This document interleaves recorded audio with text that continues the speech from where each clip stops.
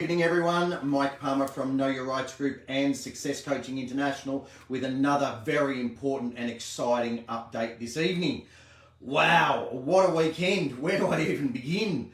Amazing stuff. First and foremost, I do want to obviously do a very special shout out to all the wonderful dads out there, including of course my own, and wish you all a wonderful, happy Father's Day. I hope that despite all the restrictions and everything else going on, you managed to somehow in one form or another, even if it was only by phone, have some kind of meaningful contact with your family today, and that you still had a good day.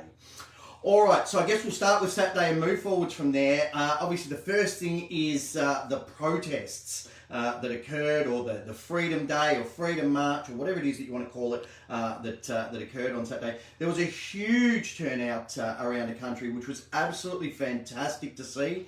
Obviously, they didn't get the numbers, the 500,000 that a lot of the promoters were hoping to get, but they did get significantly more than what they've achieved in some other similar events in recent times. So that was fantastic. Now, the numbers are even more exciting and even more worthy of mentioning when you consider the absolute confusion that there was in a number of states. There was complete confusion over venue. The march was supposed to be held in Sydney. There was complete disunity in Melbourne. There were some people even saying as late as Friday night that the events had been cancelled. So when you consider all of that confusion and disunity, the fact that there were so many people there really was fantastic to see. Now, the second point I want to make, and I know this is going to upset some people no matter what I say or how I say it, so this is just in very, very general terms, just an overview, a summary, when all things are taken into consideration. On the whole, I believe from what I saw that the police were actually quite good. Now, yes, I know there were some isolated incidents. Yes, there was a gang of police that surrounded a group of protesters in Melbourne, moved in on what was otherwise a peaceful protest. Yes, there was the 80-year-old lady who was arrested because she held up a sign. There were some isolated incidents like that, of course. But on the whole, overall, around the entire country, I think the police were pretty good and, in general, allowed people the opportunity to exercise their right to peacefully protest. And that was fantastic. So I'm hoping that that's a sign that a lot of the police around the country are waking up. I hope they are realising for themselves what an enormous toll this is taking on them, on their friends, on their families, on their loved ones. That these insane restrictions, these ridiculous, pointless orders that they've been given, make no sense. I mean, just remember, it used to be that if you were a police officer, that was a well-respected job. Now, I know that there's a lot of people out there that don't seem to think that same way at the moment. So, please, while we've got this momentum, let's keep pushing this. Okay, let's keep pumping out that video that I did a week or so ago, the important message to all policy enforcers. You'll find it on our YouTube channel. Let's get it out there, and let's hopefully get it into the hands and into the faces of the police and other policy enforcers out there. Let's also get Serene Tepaha's 25-page document that, again, you can download from our vaccinations page. So just knowyourrightsgroup.com.au/vaccinations. Halfway down the page, under lockdowns are unlawful, you'll find a link there. Let's download it. Let's spread it around. Let's get that out there. All right, so the final point that I want to make about the protest, because I've heard a lot of reports of a lot of people, even though the police were generally, under control, there were still a lot of fines handed out. There were some arrests that were done. So please, if anybody got a fine on the weekend, grab this Aussie Speeding Fines book. Just go to aussiespeedingfines.com. There's no AU on the end. There's a link in the description to this video, so please look it up. Just go straight to chapter 3, okay, and that's the 3-step process that you can see there. Now, I've printed out the first letter, okay? It's very simple. It's all written for you. I'm not sure how well you can see this, but it's got your details at the top. It's got the officer's details, whatever the infringement is. It talks about providing certified proof that you're guilty of some offence. It then talks about once you've received those documents, you want further information, and then it goes on to say that without that valid information, they agree to all of these different points, and you can see them all highlighted down there. It's a very comprehensive 2-page letter. It's very clearly written. It's just cut and paste. That's all you need to do. So I'm urging everyone, cut and paste your details, okay, into that letter and add to it a whole heap of the additional arguments that I've been covering on the last 4 or 5 different videos that I've done, and ask them for that proof of claim, okay? Ask them for their authority, all right? There's a wealth of legal arguments that we've covered in the last few videos, so please watch those and include them. Just use that as a template and add to it. Now, one of the fundamental legal principles that I want to remind everybody about is called equality before the law, okay? Equality before the law. Go and do a search on Google and you'll see it. Okay, the law must be applied and administered without fear or favour, affection or ill will. So the first question is, of course, how is it okay for the Black Lives Matters protests to be attended, but not the Freedom Day ones? That's not equal application of the law. Why were the police kneeling down at the BLM protests, but they were standing there in full riot gear with assault rifles and rubber bullets, okay, on Saturday? That is not fair and equitable application of the law, okay? For any law, whatever it is, to be meaningful, it has to be applied uniformly. Okay, so just including that one reference, equality before the law, into that template letter from the Aussie speeding fines, that in and of itself should be enough to have those fines withdrawn. Now, on the subject of challenging fines, okay, as frustrating as today was for a lot of Victorians, I know, and I'm going to get to that in a minute, okay, I genuinely believe that we are in an amazing place, okay? We have a fantastic opportunity to do a complete shake-up of the entire judicial system, okay? Here at the Know Your Rights group, and I know the Aussie speeding fines guys for even longer than us have been explaining till we're blue in the face, if just 1% of people challenge their fines, the whole court system will collapse. It simply can't handle it. Just 1%. Now, there's been numerous articles written, we've covered them, the ASF guys have covered them, that say, and this is from the mainstream media, where they've admitted that over 50% of people who challenge their fines are successful. The problem is it's only a tiny percentage of people that actually bother to challenge them because they go, oh, it's all too hard, okay? But just because it's, not easy doesn't mean it's not worthwhile. Okay, it's very simple to just follow the ridiculous, insane and pointless directives. It's very easy to just pay a fine, but does that mean it's the best thing? No, of course not. Okay, it's much easier to just, sit on the couch at home and not work. Okay, it's much easier to be alone and not in a relationship. Okay, it's much easier to just eat and drink whatever you like and not work out. But that doesn't necessarily make it the best thing for you. Okay, so let's get rid of this mentality of it's all too hard and let's start challenging these fines. Now, here's the point. We're in a really, really good position because, as we've been saying, just 1% of people need to challenge these fines. Now, just simply the sheer number of fines that are being handed out around the whole country, not just Victoria now, is insane. It's massive. Okay, so just on the numbers alone, even if the percentage of people who challenge their fines didn't change, just the numbers alone would mean that we can collapse the entire court system. But here's the key point. Now these fines are being issued to people who are fired up, they're informed and educated, okay, because they've got our books, all right, they've got that Aussie Speeding Fines book, they've got our Know Your Rights book, okay, so they know how to challenge. I mean, most people didn't even know you could challenge a fine. Okay, so they're informed, they're educated, they're fired up, they want to do something, and that's going to increase the numbers. Now, then you've got the third group of people where these fines are just so insanely large that they can't afford to just pay them. Okay, it's actually easier now and simpler now for them to challenge them than to just pay up. And that's a fantastic position to be in. Because, as I've said before, okay, Victoria is the guinea pig for the rest of the country.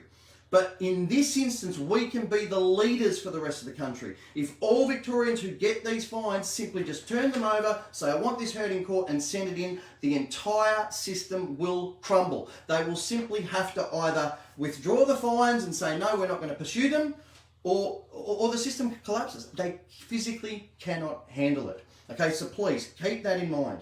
All right, I want to make sure that we take advantage of this perfect storm opportunity we have right now to make some real changes and some real reform. Because right now, if you elect to have a fine heard in court, it's going to take you at least 6 months. And that's really before anyone's doing it. In the coming months, as more and more fines are handed out and more people start electing to have in court, it's going to be 9 months, 12 months, even longer. And that's when we bring the system undone. So this is a really unique opportunity, and I hope people see that. All right, so to finish up tonight, I want to address Dictator Dan's press conference. And look, first up, before I even start, I'm going to put my hand up and say I was wrong. Okay? I said on Thursday night's video that I was absolutely sure that the reason that Dan waited until today to announce his roadmap for recovery was so that he could blame the protesters and use them as an excuse, okay, to extend the restrictions. But in fact, all due credit to Dan, he barely even mentioned it. But instead, I now understand why he really left it, okay, until Sunday, because he knew that if he did what I urged him personally to do on Friday and release that roadmap then, that all hell would have broken loose and there would have been thousands, if not tens of thousands of people in the street on Saturday protesting. Okay, so I was wrong. I called Dan a coward. Okay, that was a mistake. He is so much worse. He is a cunning, conniving control freak. And he has just twisted everybody to the nth degree by leaving it till Sunday, knowing what would have happened on Saturday. So that aside, I sat through the entire 2 hours of babbling of him and his cohorts, okay, and I picked out some absolute gems that really left me just scratching my head. And I'm honestly hoping that some of you guys, girls, couples out there watching this can help clear up my confusion, because some of this stuff just doesn't make sense to me. Now, before I get into that, I want to remind everybody, the definition of insanity is doing the same thing again and again, but expecting a different result. Okay? We have been locked up here in Melbourne in stage 4 restrictions for a month now. Okay? Being forced to wear masks, not being able to travel more than 5 kilometres from home, having a curfew from 8 p.m. till 5 a.m, and a host of other restrictions. Yet the number of deaths in that 1 month period attributed to COVID has increased. Okay, yes, the number of new cases each day has decreased, but as I said, that's because no one's getting tested anymore. So of course the numbers are going to decrease. So the simple facts, the simple statistics prove that Dan's lockdown has not achieved anything. Okay, remember, the data doesn't lie. That's what he wants us to believe. So look at the data for yourselves. Okay, now I also want to address all the muppets out there that keep spouting you have to rely on the medical and scientific experts. Okay, well guess what? The head of that tree is the World Health Organization. They're the top of the tree that everyone refers to.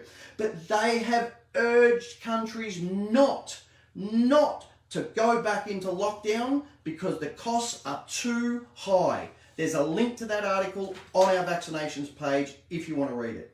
All right, so here's a couple of statements that Dan made during his press conference today. Now, as I read these out, please keep in mind, this is the man who is leading our state. He is in charge of our health and well-being. Okay, and I urge you, go and find a copy of the recording of the press conference and check all this for yourself. You know, confirm that these are the exact words he used. You know, I'm not making any of this up. I couldn't if I tried. So, he started off by describing the virus as wicked.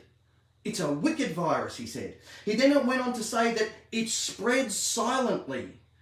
Now, I'm not a doctor. I definitely have no medical training.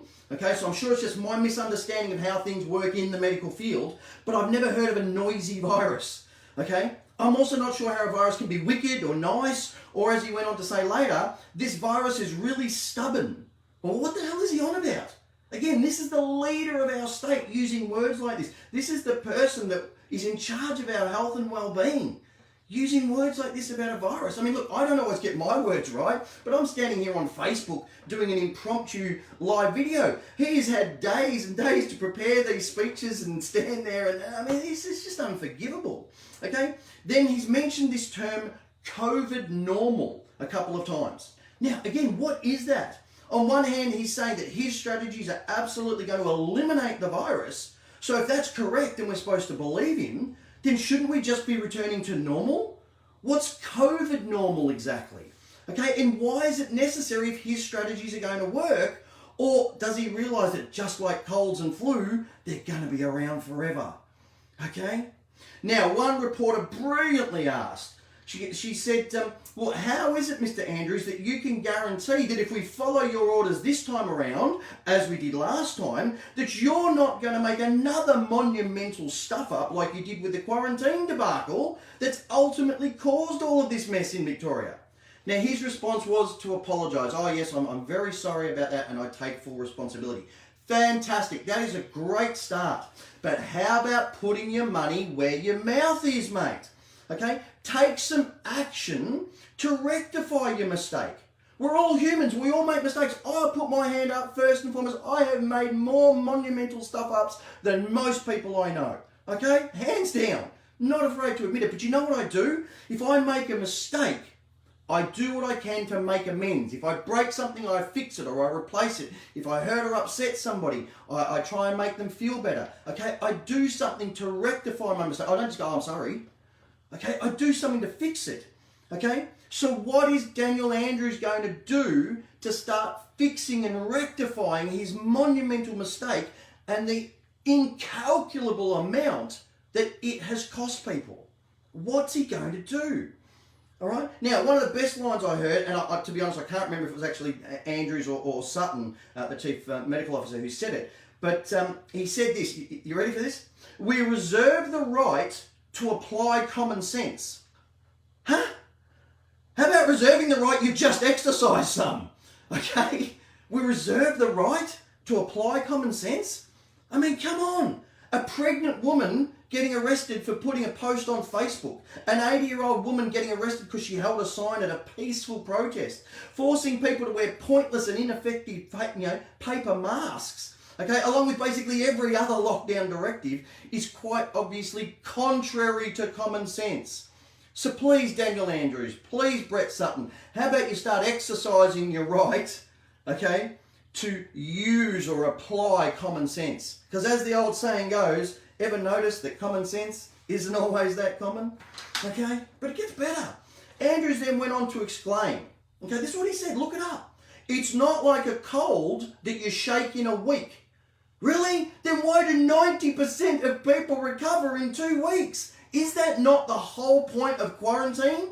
That people who test positive then get to lock themselves down in their home for 2 weeks and then they're fully recovered before they can come back out into the world again. Isn't that the whole point? I must be missing something. Then he goes, oh, this virus bounces back and forth. Now, please, for clarification, can someone explain, is that the scientific or the medical explanation of how it operates? It bounces back and forth. I mean, what is that? Okay? He then says, this virus is out there in higher levels than the data is telling us. Then why aren't so many more people dying?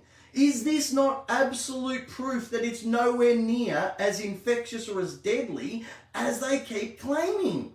If it's out there in more numbers than the data tells us. Okay? Now this is where it really starts to just... I don't even know what to say. He says this. I don't have the luxury of ignoring the data, the science, and the medical advice. Really? Well, if it's as wildly and as infectious as you claim, why doesn't everybody in the country have it? Why is the World Health Organization, remember the top of the tree that everyone goes to, saying specifically to people, don't lock people down, don't lock countries down? So why, if that's the scientific and medical advice, is he doing just that? Not only ignoring it, but extending it. Okay? Now, you want some more scientific and medical advice? This is out of the Australian newspaper. You can go online. It's a restricted article, but you should still be able to find it. It's entitled Coronavirus, Nursing Home Death Toll Down by 1,000. Okay? Now this is what it said. The number of deaths in nursing home residents has fallen by almost 1,000 in the first 7 months of 2020 compared with the year before, even taking into account those who died this year from coronavirus. Overall, 32,398 nursing home residents have died in the year to July, unpublished Department of Health data reveals, compared to 33,383 in the first 7 months of last year. In particular, the autumn and winter months of May, June and July have experienced significant year-on-year falls. In July last year, 5,455 nursing home residents died, compared with 4,747 in July this year. There are less deaths. There's the graph, people. There are less deaths with COVID. I don't know how to give you any more clear scientific medical data than that. Okay? I don't know how he's allowed to get away with this. Okay?